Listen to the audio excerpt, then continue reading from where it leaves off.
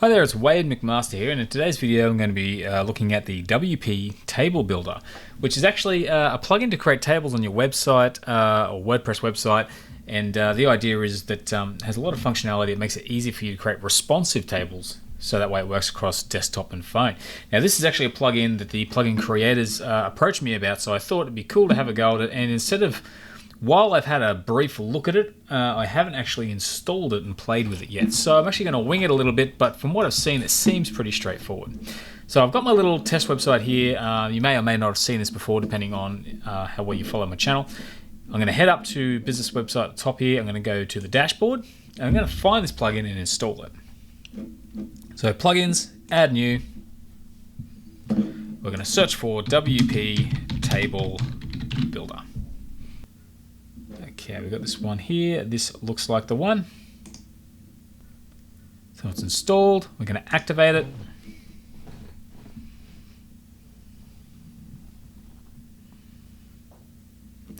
And we've got a little intro video here. But I'm actually just gonna leave that for now, because over the left here it looks like we have the table builder. And most of these sort of plugins generally show up somewhere on your left panel. I'm going to click on that. My understanding of this plugin is that it'll actually opt-in security. All right, allow, continue.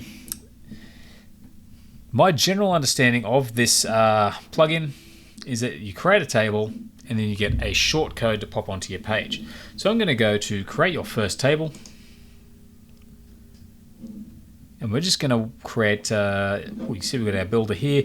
We're just going to have a play and maybe create like some kind of product comparison table or something like that. So let's go, say, we'll go 5 columns by 5 rows to get started, and let's generate. All right, so what I'm going to do is I can see here we can drag text. So let's just say font color is white. Link font color is green. And we can resize that. Now you can barely see that over here, but maybe what I need to do is go to settings, manage cells. I'm just guessing here. We can remove the column, remove the row. Oh yeah, we have color here. So the column is fixed width. And what I'm looking for is basically how to change the color of this row, which I can't see here at the moment, but I'm sure we'll get there at some point. But for now, let's go off to black and see if we can figure that out later. Settings. Here we go, background. So the header background, we can make that black if we want to. So now we can go back to elements, back, click on here, and we can make our font color white again. So the header is now black. So I'm going to go product. And I'm going to basically pop a header in here for each of them. And I want them all to be white. However, I kind of wish I could duplicate that. So I'm going to bin. I can see here there's a duplicate button. So I'm going to click on that and I'm going to drag it across.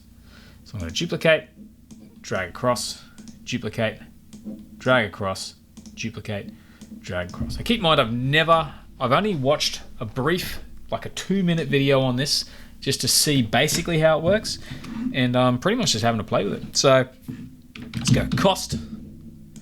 Let's just say we might go rating, because I can see there's a star rating there, and we'll just leave these as product for now. I'm not sure what we're going to do. Let's say, we go features. Let's go features.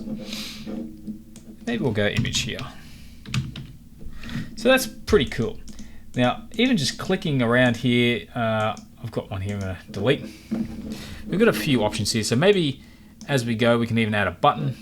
We've got all sorts of things here. So what I'm going to do, I'm going to go back to text options, drag this one over, and we'll call this one product 1. I'm going to just basically duplicate that across. Now, I kind of want to add another row in here. So I'm guessing if I go into settings, manage cells, I can add a bottom row. So that's pretty cool. And I can drag this one down. Maybe I'll call this another product. Product 3. Mega product, just to be different. Super product. Something silly. I can change the font size, which is pretty cool, but whatever, it's all good. So now we have a basic table ready to go, and I'm going to add in a few things. So what I'm going to do, we've got our image over here. I'm wondering if I can move that column at all by going to Manage Cells. Can I move a column? Remove, split, insert. It doesn't look as if I can, but maybe if I click and drag, no. So I'm pretty much just trying things out here. Give it a name, we'll call it product table. Let's just save this table before we go any further. I imagine though we can probably move this easily enough by simply shuffling things around. We're not going to worry about that too much right now. So custom HTML, looks like we can add some in there if we have like some JavaScript or something like that. But for now, let's add our star rating under rating. I'm going to go 3.5 stars. I'm going to duplicate that. So if you've actually got a, like say, an affiliate marketing site where you're comparing products, or if you have your own products that you're trying to just rate depending on compatibility or something like that, this could be a handy feature. So we've got a star rating in there, which is pretty cool. Now, the cost, once again, we've got another text. For now, let's just use the one. We don't really need to set an individual cost to see the functionality of the plugin, so we're just going to pop all these in place. We're literally just going to unfold this as we go. It's pretty easy to figure out. Essentially grabbing elements from the left and dragging them to where you want. So with the features, I'm going to grab this bullet point here.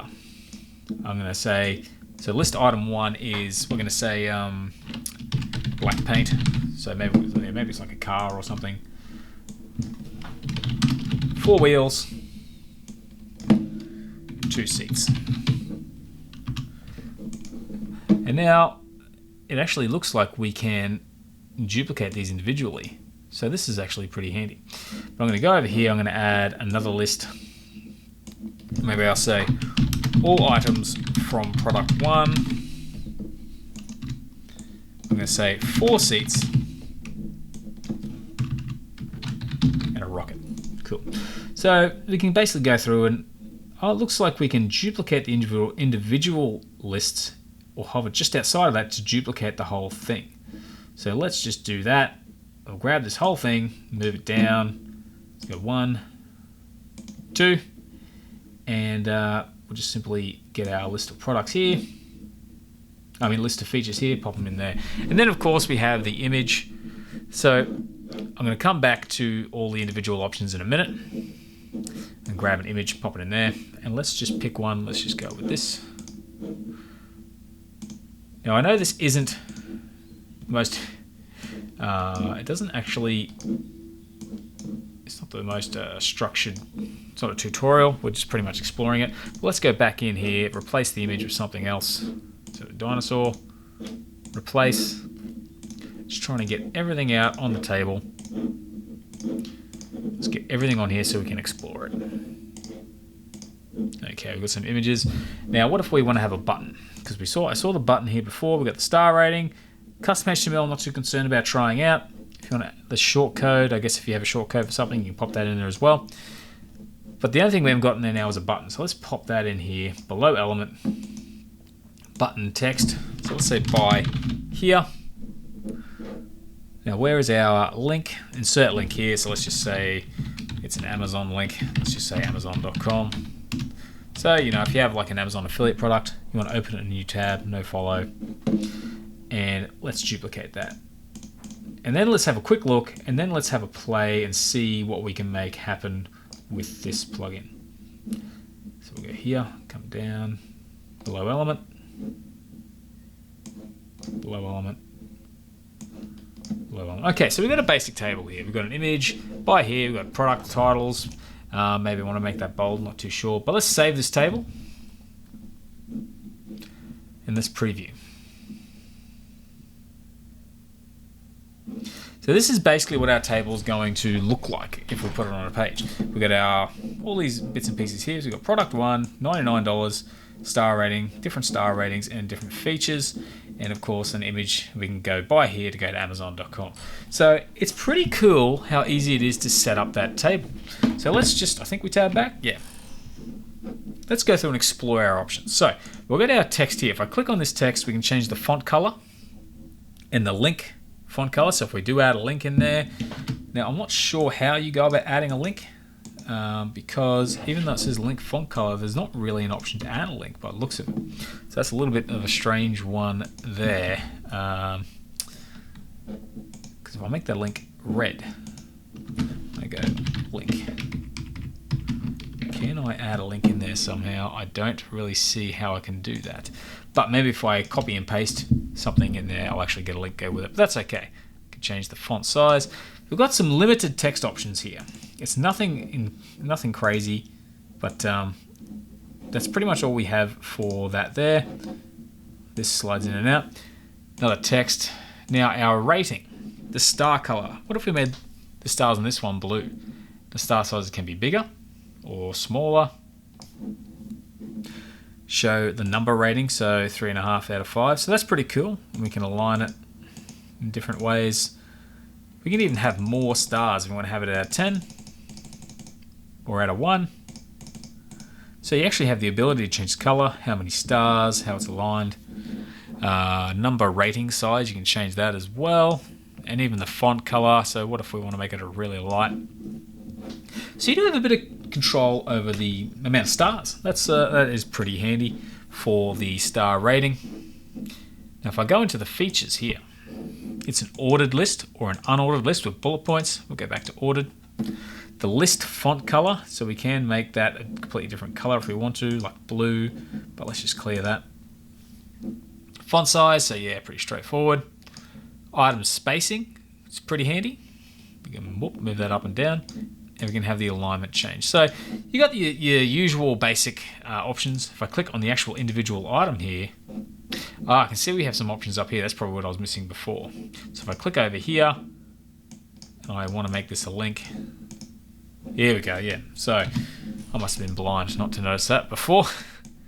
So here, link, hash, let's just call it link. Okay, so it's a little bit funny, but you get the idea. It hasn't actually, oh, here we are. The link has popped up in here. So let's just move that. Let's just actually Control X that, get rid of this one and pop the link in here. It's a little bit, some of the areas are a little bit funny, but ultimately it's pretty good. But some of it's a little bit funny. I think this is edit or insert link, but when I highlight it and try it, it doesn't work. But if I go space, and I go hash, and then link, okay, we get the link in there. So it's better to insert the link and type the text in than to actually highlight and insert the link that way. But I do like the idea of bold, italicizing it. So yeah, we do get some basic options up here. Obviously, changing here, same basic options there. With the image, we don't seem to get any options up there, but that's cool.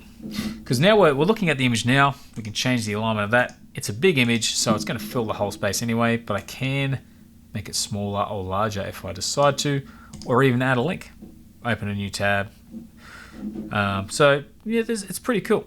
And image alt text. So you can add your alt text for SEO. So we can say mountains and water. And let's just make that a hash. I don't actually understand. So relative link to absolute. It's probably not going to be a big concern for a lot of people. But yeah, we've got a few options there for the image. Pretty basic, but that's about all you need. Now the button. I imagine there's a few more options with the button. So small, medium, large, extra large. Let's go back to medium. The button color, let's make it blue for this one.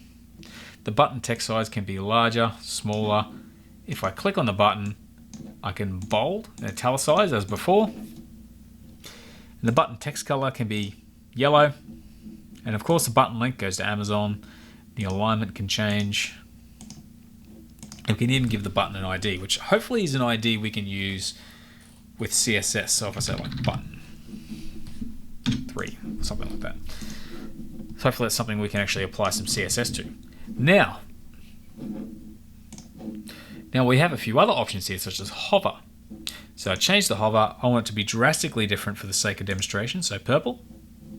So now when I hover over the button, I get a purple overlay. and maybe the text color can be white.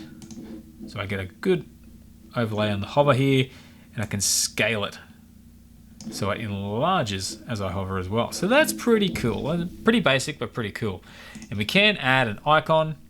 So if I choose here, we've got some icon options here. We can search. So what if I said phone? We don't actually have a picture of a smartphone, but let's just say we've got this here. By here, right, left. Let's just go right and make that a bit smaller. So we can add icons to our button. Pretty cool. So we've basically got our table set up. We've customized a few visual things.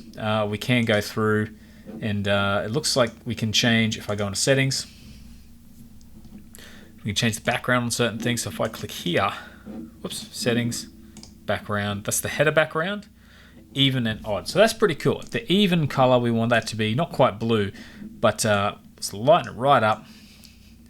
Maybe we want it to be like a light blue. Maybe the odd, we want to make that a really light purple or something. It's not going to be the most attractive table, but you can change the color settings on that table as well. So that's pretty cool. I think though the white would be best. So we can change the header background and the even and odd row colors, which I think is actually this is actually pretty cool. Table container max width, so we can have the table being no wider than a certain width,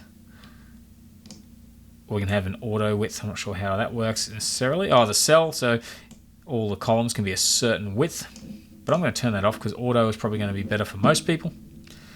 Row alignment, so the table can be aligned center, left or right. Cell padding, see how we've got a lot of padding around these? It might be a little bit too much, so let's knock it down to 4. So now we've got a tighter looking table. Now I need to actually just get rid of that and reset it. So now I've played with these things a little bit and there's a few funny issues. Let's just bring it back to about there. So I kind of liked it before I touched that because it sort of seems like a little bit stuck, but it doesn't look like it's a difficult fix. So padding is the space around in the cell. So the cells will get sort of more spacier the more you slide that back and forth. And border, we can add a table border. So we actually get a border around the table. I might actually pump that up a little bit. We'll go back to 700. I shouldn't have actually touched that. Let's turn it off, turn it on. 700. Let's just type that in.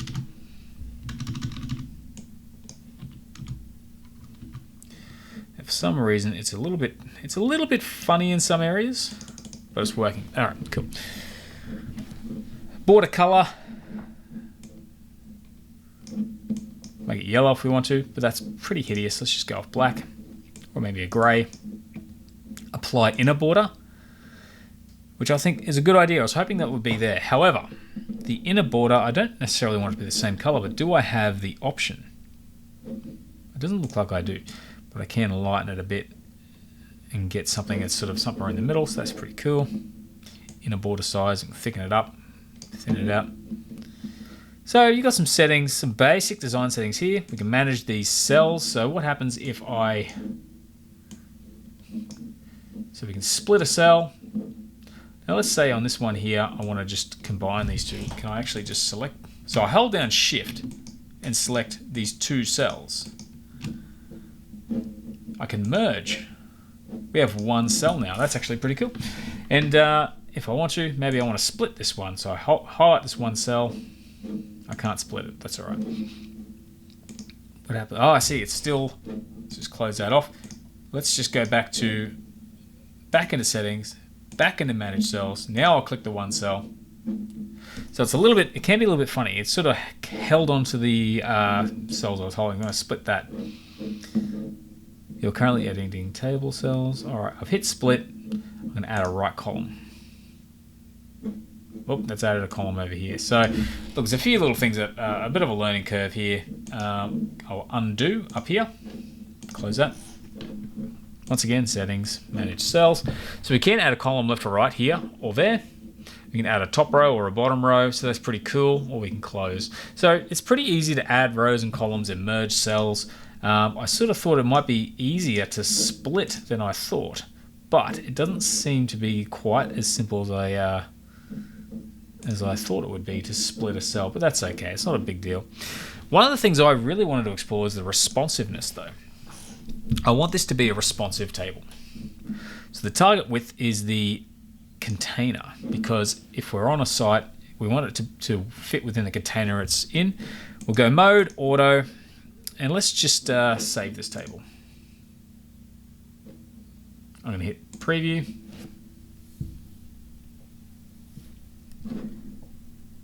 So at the moment, it's converted it to a bit of a, it's almost like it's converted it to a mobile table on desktop. So it's going to zoom out. So I'm not sure what is actually going on there. So instead I'm going to go, that's another preview. Let's make the table max width about, let's just turn that off. Save again. Let's preview. So obviously this section here is a little bit too thin. So what I'm actually going to do, I'm going to go to a new page. I'm going to insert this table. I'm just going to shut down a few tabs very quickly because I've got a few too many. Okay, so what I'm actually going to do, I'm actually going to turn the sidebar off this page and insert it on this page, because for some reason it seems to be confining the table because of the width, which isn't a big deal because we can turn the responsiveness off, but there might be a setting where we can change the width. So actually we'll just start back for a second. Responsive. All right, so how to? All right, let's just forget about that for now. So tablet, mobile, and desktop. Okay, so let's change this from container to window, save. Let's just quickly preview again. Okay, so now we have the whole thing. Whoops. We've got the whole table there. Now I'm actually going to go, we'll bring up, go to inspect. And now I've got it on phone. We've got product links. So for some reason, the heading background color has changed. So there's a few issues with the responsive table. I'm not exactly sure why, but it doesn't want to hold the information there. It's with the black background. So something to consider is actually keeping those headers black and bold so they stand out. So that way when you get your responsive table, it works better. So what I'm going to do, I'm going to close that. I'm going to go back to settings. I'm going to change the background on the top to white. And I'm going to actually go into here, make that bold, make that bold, make that bold, bold, and bold. I'm wondering if I can select multiples. No. So I need to make the font color black, black, black, black, and black. All right, let's save and preview again. So I was going to insert it on that page, but I don't think I need to now. Okay, so we've got our table here. Let's go back into inspect. Now this has actually brought up a window off screen you can't see, and I've set it up so that it shows up on phone size. So now we've got all of the headings at the top and then the information. So whatever version we've chosen isn't the correct responsive version. So I'm going to shut that down. Go back to the table, go to responsive, and we're going to change some settings because the top row is the header. So we do want to turn that on. I don't know what's actually going on here. Oh, I can see here we can change the settings here. So here's how we can see what we're working with. So on the tablet, the top row is the header. Okay, maybe not static top row, no. I'm not exactly sure what's working here, but let's go by column. Okay, product. Okay, we've got the stack direction is going from column, so we've got that, and then cost. We should be going from row, which is what we want. However, we're getting this problem with the header. So I need to turn that on. Here we go. So product is this, cost is this, da da da da da. So what if we actually add 5 items per header? Oh, I see. That's not actually what we want. We want 1. Static top row, no. So there's a few little issues here to work on. I'm not exactly sure how this works necessarily, but we have our mobile, we have our tablet. So it's actually cutting a bit out in tablet. So let's just go say 3. We'll go 3, and then it'll continue down that way. So product, cost, etc. Now because there's something really funny going on there. I'm not sure why it's doing that, because we did merge the last. Oh yes, this merged cell has actually created a bit of an issue, but that's all right. For the sake of testing, it works. If we didn't have that cell merged, it would probably work just fine. So actually, if I go back to the elements, and let's just let's go to settings, manage cells, and let's delete this row. I'm going to go here, across. Can I simply delete the row? That's what I'm wondering. It's a bit of a funny one. It's maybe what I need to do is simply trash the items.